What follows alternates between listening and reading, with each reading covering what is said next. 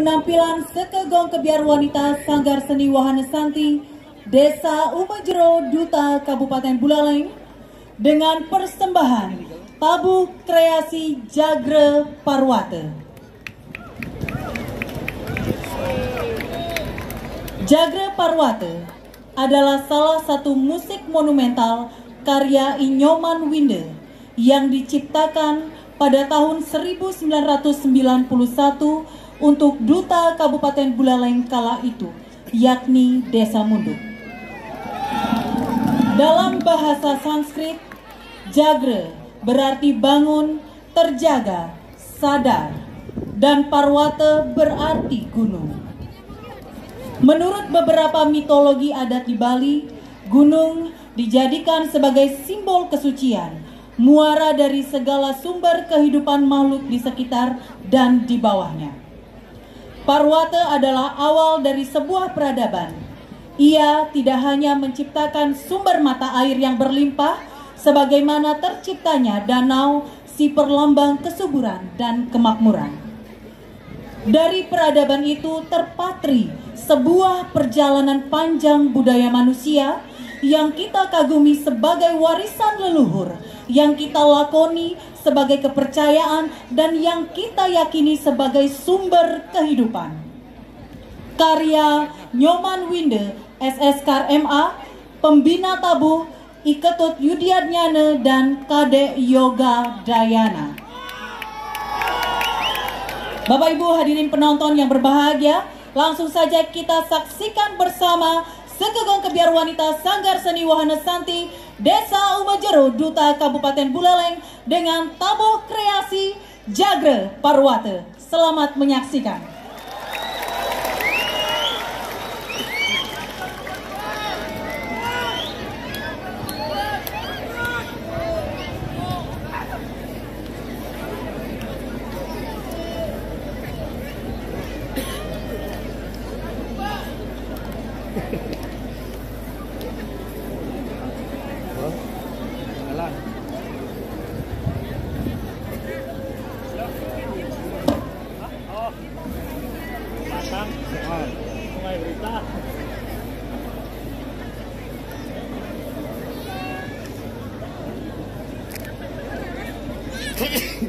Oh iya, ini di bus, ketemu di